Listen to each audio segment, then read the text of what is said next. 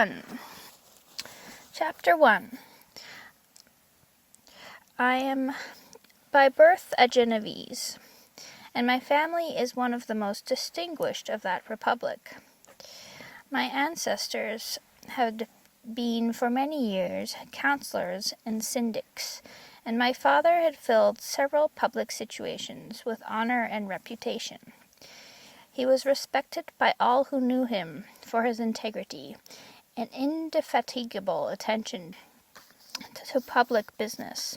He passed his younger days perpetually occupied by the affairs of his country, and it was not until the decline of life that he thought of marrying and bestowing on the state sons who might carry his virtues and his name down to prosperity.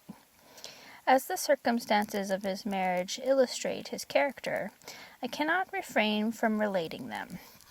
One of his most intimate friends was a merchant, who, from a flourishing state, fell through numerous mischances into poverty. This man, whose name was Beaufort, was a proud and unbending disposition, and could not bear to live in poverty and oblivion for the same country where he had formerly been distinguished for his rank and magnificence. Having paid his debts, therefore, in the most honourable manner, he retreated with his daughter to the town of Lucerne, where he lived unknown and in watchedness.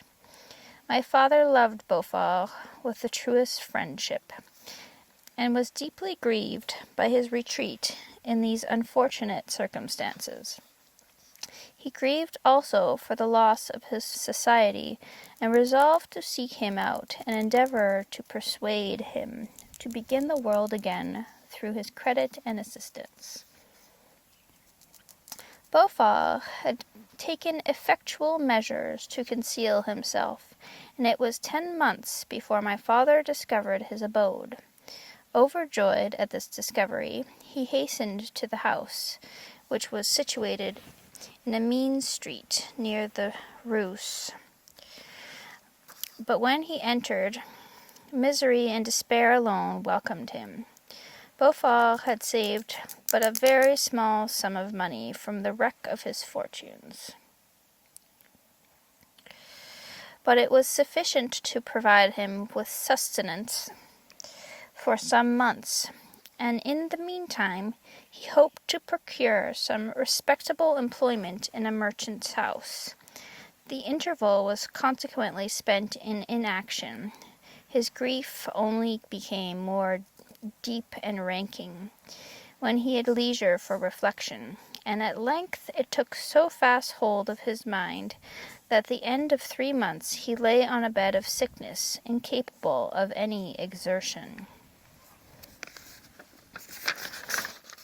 His daughter attended him with the greatest tenderness, but she saw with despair that their little fund was rapidly decreasing, and that there was no other prospect of support. But Caroline Beaufort possessed a mind of an uncommon mould, and her courage rose to support her in her adversity. She procured plain work. She plaited straw, and by various means contrived to earn a pittance scarcely sufficient to support life. Several months passed in this manner. Her father grew worse. Her time was more entirely occupied in attending him. Her means of subsistence decreased, and in the 10th month her father died in her arms, leaving her an orphan and a beggar. This last blow overcame her, and she knelt by Beaufort's coffin, weeping bitterly, when my father entered the chamber. He came like a protecting spirit to the poor girl, who committed herself to his care, and after the interment of his friend, he conducted her to Geneva, and placed her under the protection of a relation. 2 years after this event, Caroline became his wife. When my father became a husband and a parent, he found his time so occupied by the duties of his new situation that he relinquished many of his public employments and devoted himself to the education of his children. Of these I was the eldest, and the destined successor to all his labors and utility. No creature could have more tender parents than mine. My improvement and health were their constant care, especially as I remained for several years their only child. But before I continue my narrative, I must record an incident which took place when I was 4 years of age. My father had a sister whom he tenderly loved, and who had married early in life an Italian gentleman. Soon after her marriage, she had accompanied her husband into her native country, and for some years my father had very little communication with her. About the time I mentioned she died, and a few months afterwards, he received a letter from her husband, acquainting him with his intention of marrying an Italian lady, and requesting my father to take charge of the infant Elizabeth, the only child of his deceased sister. "'Tis my wish," he said, "that you should consider her as your own daughter, and educate her thus. Her mother's fortune is secured to her, the documents of which I will commit to your keeping. Reflect upon this proposition, and decide whether you would prefer educating your niece yourself, or being brought up by a stepmother." My father did not hesitate, and immediately went to Italy, that he might accompany the little Elizabeth to her future home. I have often heard my mother say that she was at that time the most beautiful child she had ever seen, and shewed signs even then of a gentle and affectionate disposition. These indications, and a desire to bind as closely as possible the ties of domestic love, determined my mother to consider Elizabeth as my future wife, a design which she never found reason to repent. From this time Elizabeth Lavenza became my playfellow, and as we grew older, my friend. She was docile and good-tempered, yet gay and playful as a summer insect. Although she was lively and animated, her feelings were strong and deep, and her disposition uncommonly affectionate. No one could better enjoy liberty, yet no one could submit with more grace than she did to constraint and caprice. Her imagination was luxuriant, yet her capability of application was great. Her person was the image of her mind. Her hazel eyes, although as lively as a bird's, possessed an attractive softness. Her figure was light and airy, and though capable of enduring great fatigue, she appeared the most fragile creature in the world. While I admired her for understanding and fancy, I loved to tend on her, as I should on a favorite animal, and I never saw so much grace, both of person and mind, united to so little pretension. Everyone adored Elizabeth. If the servants had any request to make, it was always through her intercession. We were strangers to any species of disunion and dispute.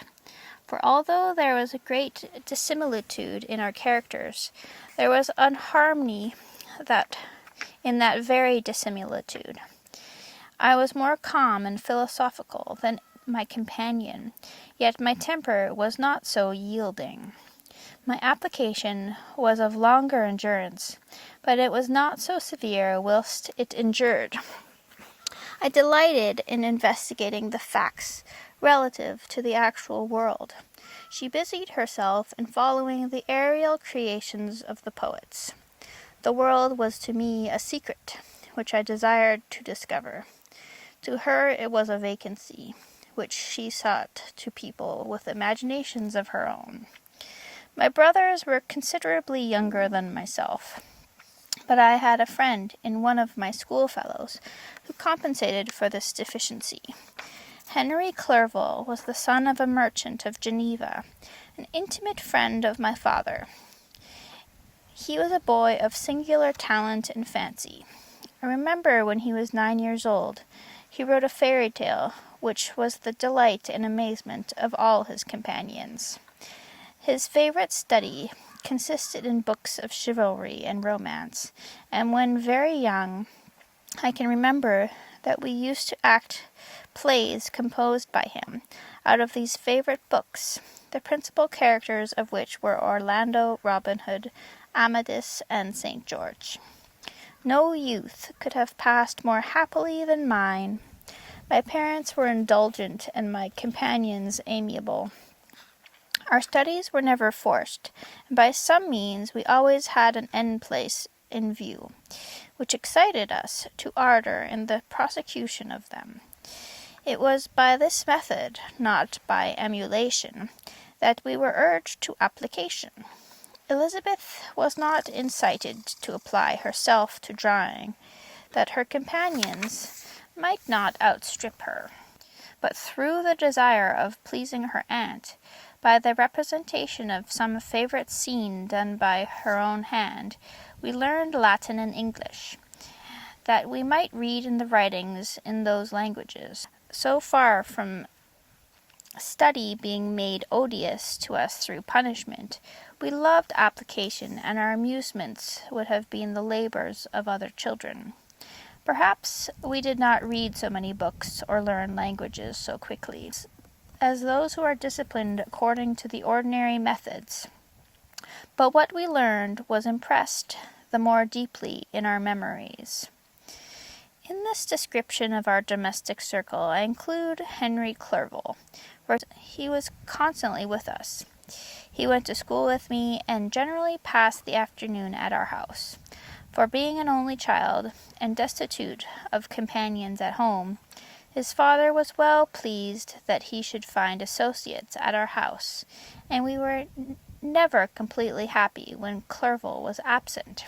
I feel pleasure in dwelling on the recollections of childhood, before misfortune had tainted my mind, and changed its bright visions of extensive usefulness into gloomy and narrow reflections upon self.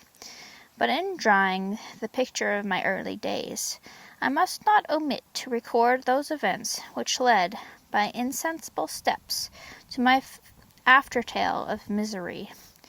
For when I would account to myself for the birth of that passion, which afterwards ruled my destiny, I find it arose, like a mountain river, from ignoble and almost forgotten sources. But, swelling as it proceeded, it became the torrent which, in its course, has swept away all my hopes and joys. Natural philosophy is the genius that has regulated my fate. I desire, therefore, in this narration, to state those facts which led to my predilection for that science. When I was 13 years of age, we all went on a party of pleasure to the baths near Thonon. The inclemency of the weather obliged us to remain a day confined to the inn. In this house I chanced to find a volume of the works of Cornelius Agrippa. I opened it with apathy. The theory which he attempts to demonstrate, and the wonderful facts which he relates, soon changed his feelings into enthusiasm. A new light seemed to dawn upon my mind, and bounding with joy, I communicated my discovery to my father. I cannot help remarking here that the many opportunities instructors possess of directing the attention of their pupils to useful knowledge, which they utterly neglect. My father looked carelessly at the title page of my book, and said, "Ah, Cornelius Agrippa! My dear Victor, do not waste your time upon this. It is sad trash." If instead of this remark, my father had taken the pains to explain to me that the principles of Agrippa had been entirely exploded, and that a modern system of science had been introduced which possessed much greater powers than the ancient, because the powers of the latter were chimerical, while those of the former were real and practical. Under such circumstances, I should certainly have known Agrippa aside, and with my imagination, warmed as it was, should probably have applied myself to the more rational theory of chemistry which has resulted from modern discoveries. It is even possible that the train of my ideas would never have received the fatal impulse that led to my ruin. But the cursory glance my father had taken of my volume by no means assured me that he was acquainted with its contents, and I continued to read with the greatest avidity. When I returned home, my first care was to procure the whole works of this author, and afterwards of Paracelsus and Albertus Magnus. I read and studied the wild fancies of these writers with delight. They appeared to me treasures known to few beside myself, and although I often wished to communicate these secret stores of knowledge to my father, yet his indefinite censure of my favorite Agrippa always withheld me. I disclosed my discoveries to Elizabeth, therefore, under a promise of strict secrecy, but she did not interest herself in the subject, and I was left by her to pursue my studies alone. It may appear very strange that a disciple of Albertus Magnus should arise in the 18th century, but our family was not scientifical, and I had not attended any of the lectures given at the schools of Geneva. My dreams were therefore undisturbed by reality, and I entered with the greatest diligence into the search of the philosopher's stone and the elixir of life. But the latter obtained by most undivided attention. Wealth was an inferior object, but what glory would attend the discovery? If I should banish disease from the human frame, and render man invulnerable to any but a violent death. Nor were these my only visions. The raising of ghosts or devils was a promise liberally accorded by my favorite authors, the fulfilment of which I most eagerly sought.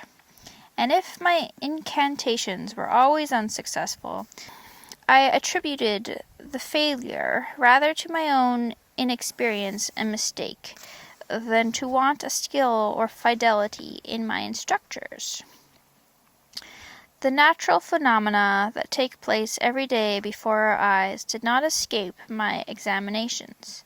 Distillation and the wonderful effects of steam, process of which my favorite authors were utterly ignorant, excited my astonishment, but my utmost wonder was engaged by some experiments on an air pump which I saw employed by a gentleman whom we were in the habit of visiting. The ignorance of the early philosophers on these and several other points served to decrease their credit with me, but I could not entirely throw them aside, before some other system should occupy their place in my mind. When I was about 15 years old, we had retired to our house near Belrive, when we witnessed a most violent and terrible thunderstorm. It was advanced from behind the mountains of Jura, and the thunder burst at once with frightful loudness from various quarters of the heavens. I remained, while the storm lasted, watching its progress with curiosity and delight. As I stood at the door, on a sudden I beheld a stream of fire issue from an old beautiful oak, which stood about 20 yards from our house, and so soon the dazzling light vanished. The oak had disappeared, and nothing remained but a blasted stump. When we visited it the next morning, we found the tree shattered in the singular manner. It was not splintered by the shock, but entirely reduced to thin ribbons of wood. I never beheld anything so utterly destroyed. The catastrophe of this tree excited my extreme astonishment, and I eagerly inquired of my father the nature and origin of thunder and lightning.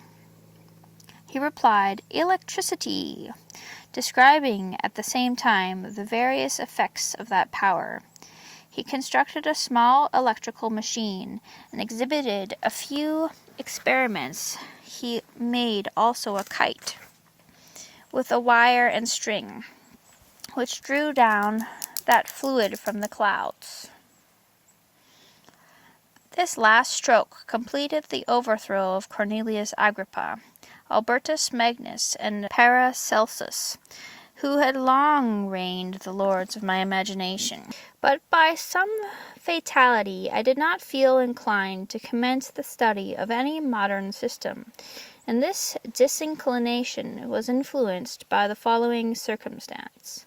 My father expressed a wish that I should attend a course of lectures upon natural philosophy, to which I cheerfully consented. Some accident prevented my attending these lectures until the course was nearly finished. The lecture, being therefore one of the last, was entirely incomprehensible to me. The professor discoursed with the greatest fluency of potassium and boron, of sulphites and oxides, terms which I could affix no idea, and I became disgusted with the science of natural philosophy. Although I still read Pliny and Buffon with great delight, authors in my estimation of nearly equal interest and utility, my occupations at this age were principally the mathematics, and most of the branches of study appertaining to that science. I was busily employed in learning languages. Latin was already familiar to me, and I began to read some of the easiest Greek authors without the help of a lexicon. I also perfectly understood English and German. This is the list of my accomplishments at the age of 17, and you may conceive that my hours were fully employed in acquiring and maintaining a knowledge of this various literature. Another task also devolved upon me, when I became the instructor of my brothers. Ernest was 6 years younger than myself, and was my principal pupil. He had been afflicted with ill health from his infancy, through which Elizabeth and I had been his constant nurse. His disposition was gentle, but he was incapable of any severe application. William, the youngest of our family, was yet an infant, and the most beautiful little fellow in the world. His lively blue eyes, dimpled cheeks, and endearing manners inspired the tenderest affection. Such was our domestic circle, from which care and pain seemed forever banished. My father directed our studies, and my mother partook of our enjoyments. Neither of us possessed the slightest preeminence over the other. The voice of command was never heard among us, but mutual affection engaged us all to comply with and obey the slightest desire of each other. End of chapter 1.